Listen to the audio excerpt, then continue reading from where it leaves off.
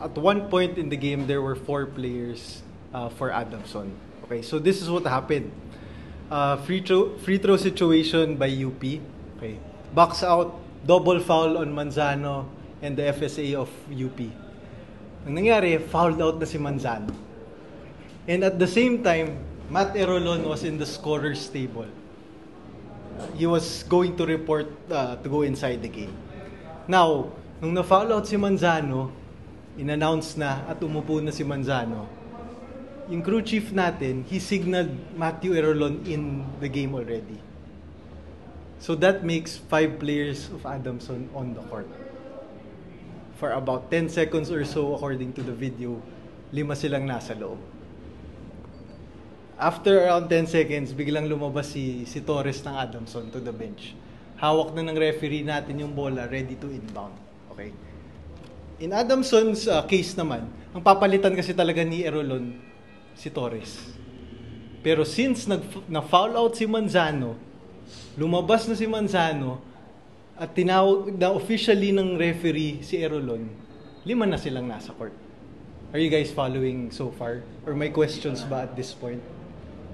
Diba? So, Erolon and Torres were officially on the court at the same time. Pero ang intention ni Erolon, isub talaga si Torres. And later on, yun yung nangyari. Pag nakita niyo yung video, biglang tumakbo si Torres outside. Okay?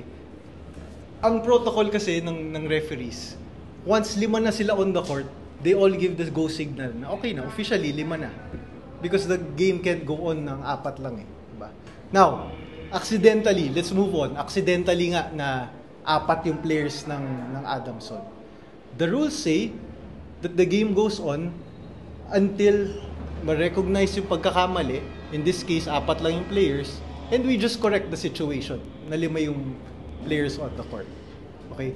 Again, officially, this is based on initial findings. We will come out with our official statement after this. Na written talaga, thorough investigation. But we have reviewed what we have in terms of the videos, recordings. This is what happened. So, may mga instances nangyayari sa game na may umiinom pa sa sideline. Sa mga lesser leagues, madalas nangyari to. Umiinom pa or nagpupunas ng pawis. Nag-continue yung game. Uy, 4 lang kayo. Pasok. Okay, so that applies to FIBA rules also. Na accidentally may 4 players on the court at a disadvantage ng Adamson, we just correct na kailangan magkaroon ng 5 players once na-notice. Na-notice na outside na si Adamson. Okay. On our table official side, I was saying, dapat stinap niyo yung game kasi nga 4 lang. Our game commissioner was trying to stop the game. Pinapabuzzer na dun sa timer. Now si timer naman, he felt like hindi siya sure na 4, pati Adamson was trying to progress the play. They were trying to break UP's defense. So, he was saying na paatake si Adamson, bakit natin isa-stop yung game? So, any other questions from you guys on the situation? Nung nakita na 4 and then nung after na nag-dead ball na, bakit po hindi naging decision na ibalik dun sa prior 1:30, around 1:30 po yata yung game? Clearly sa FIBA rules, di ba? Yun nga, accidental error. Tuloy lang yung play. Ibig sabihin lang, nagkamali si Adamson na 4 yung player niya, di ba? Walang unsportsmanlike conduct, di siya mati-technical. Yun lang, naglaro siya at a disadvantage. Pero hindi talaga i-replay yung situation. Dahil it's an accidental error. If I'll find a better, please don't quote me on that, accidental error muna. Okay? Pero yun nga, walang nakapansin na 4 lang yung players.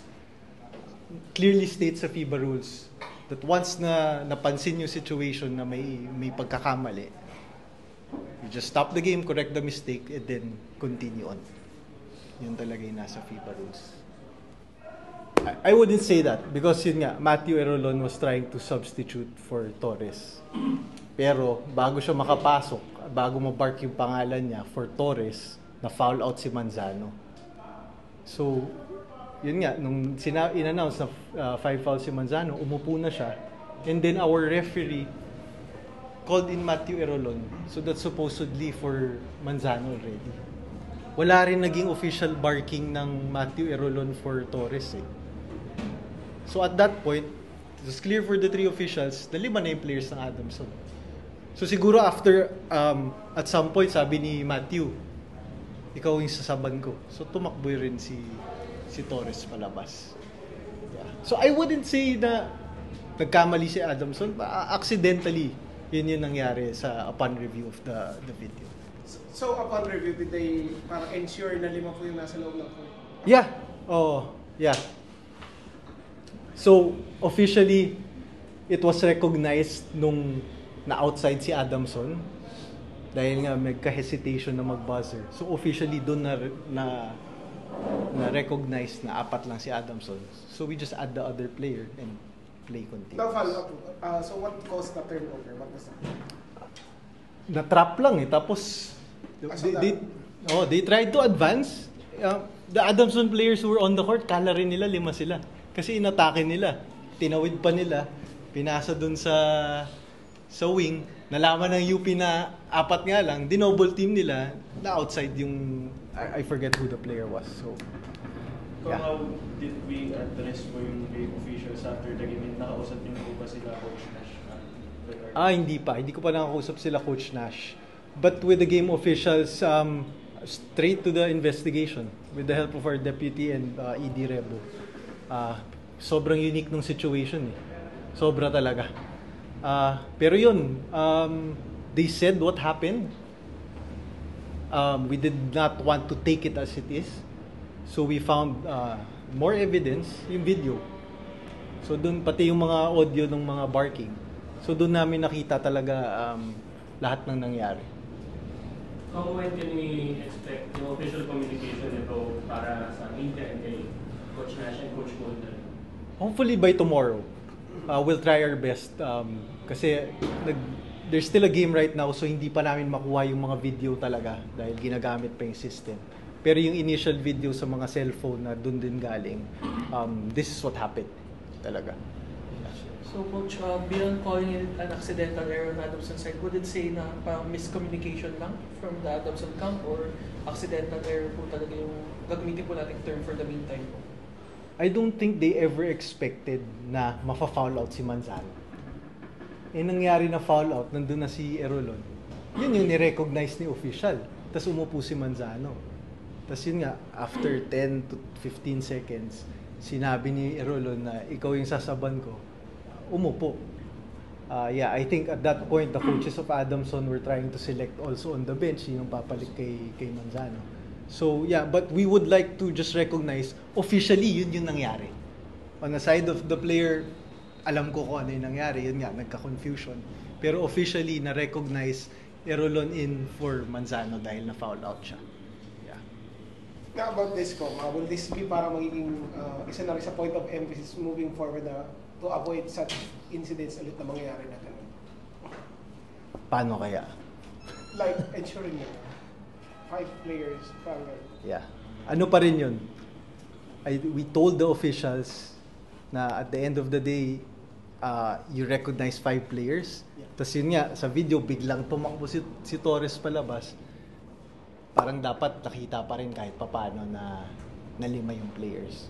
So again, the referees aren't completely correct. May pagkakamali rin sila dahil, high-level officials talagang dapat na makita pa rin nila na bigla pa lang may tumakbo. So yun, in fairness, wala rin barking nga nung pangalan ni Torres na lumabas.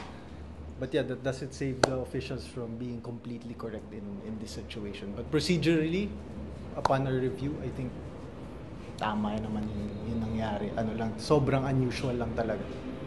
So kung to clarify lang, moving forward, kunyari, wag naman sana, pero kung mangyari ulit, according to FIBA rules, pwedeng i-stop ng officials yung game kapag 4 lang. Kapag once may maka-recognize, stop yung game, tapos i-correct lang yung error.